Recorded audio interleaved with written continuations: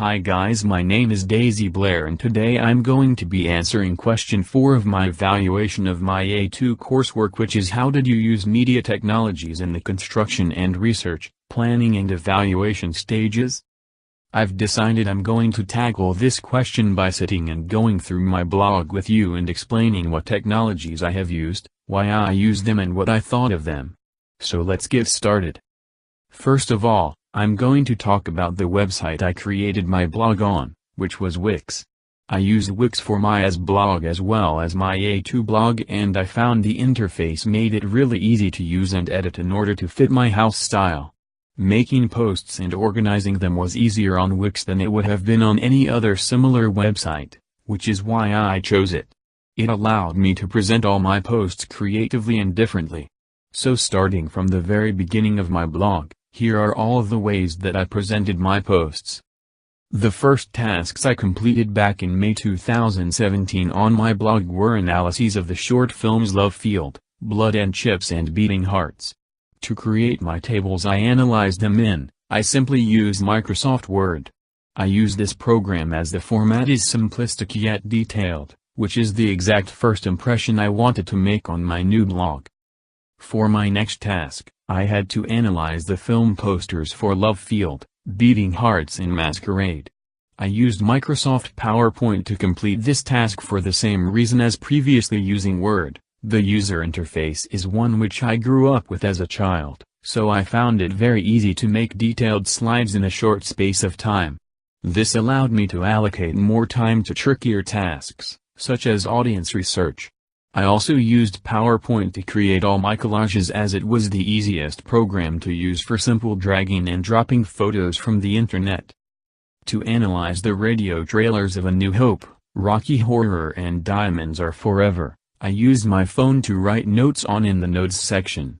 I did it this way so I could play the trailers on my laptop and take notes while it was playing without having to pause it.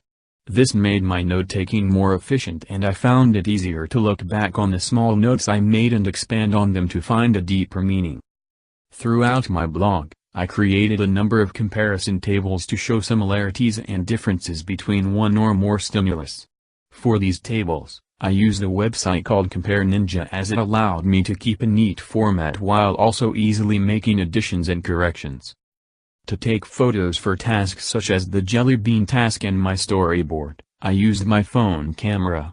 I have an iPhone 6 which has 8 megapixels in the rear camera, meaning it was of good enough quality to take and upload photos on. My phone was more convenient for me than a large DSLR camera as I carry it around with me at all times anyway. To edit my analysis of the short film The Moonlight Man and my horror montage, I used Windows Movie Maker as I personally find it a lot easier to use than other software such as Premiere Pro, and what I needed to do for the task was very simple, using advanced software was not necessary. Next, I used readreadtothink.org to create a timeline to show developments in film. The interface of this program was really simple as well, and I loved how it made you summarize everything briefly, as I tend to ramble when talking about lots of little events at once. Now we have the program I probably use the most. For numerous posts including my Narrative Theorists post, my story arc and one of my evaluation questions, I used Prezi to make presentations. This software was easy to use and the different layouts enabled me to express myself creatively in every post I made while still using the same website. For my research into film titles, I used Video Copilot to take inspiration from some of the existing title sequences and to try them out myself in Premiere Pro. I didn't really like this as I found the tutorials difficult to follow as well as time-consuming when I only had so long to complete my coursework. I instead settled for making my own titles using Adobe Premiere Pro CC as this gave me more freedom as the possibilities were infinite. For my audience research I used a number of different technologies. I used SurveyMonkey to ask general questions to define my target audience, and to collect feedback after I had made finished products. This was an incredibly simple way to collect data and analyze it easily in a way I could present on my blog. For other research areas, I used YouGov and UK Tribes to determine what it is that my target audience like as well as my genre. For example, I found that fans of horror films generally also love video games and rock music. This enabled me to adapt my work in order to appeal to them more than I would have before. I used my phone again to conduct research.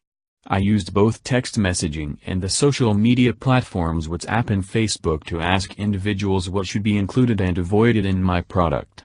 This allowed me to get detailed feedback quickly from a number of people. I used Forget to make checklists of what it was that I had to include in my products in order to conform to conventions of both the type of product and the genre of my piece. I used this as well, and it worked just as well for my A2 as it was easy to use and looked aesthetically pleasing, which was good news for my blog. Probably the second most used technology on my blog is Bubble.us, which I used to create mind maps of my initial ideas for my film, conventions of radio trailers, and one of my evaluation questions.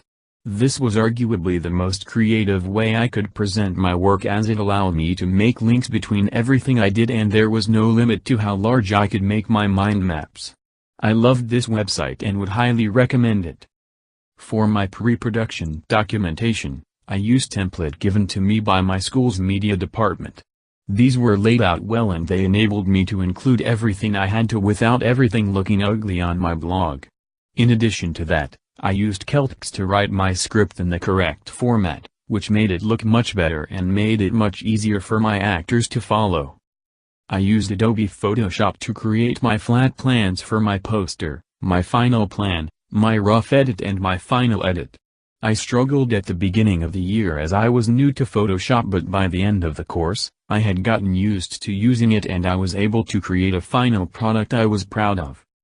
For my sound and my final pieces, I used FreezeFX.com and Incompetech for sound effects and music respectively. This allowed me to avoid copyright strikes on my videos from YouTube or Vimeo, which is where I uploaded everything. And last but not least, I used Adobe Premiere Pro CC to create my actual short film. This program allowed me to do much more than Windows Movie Maker, which I'd used previously.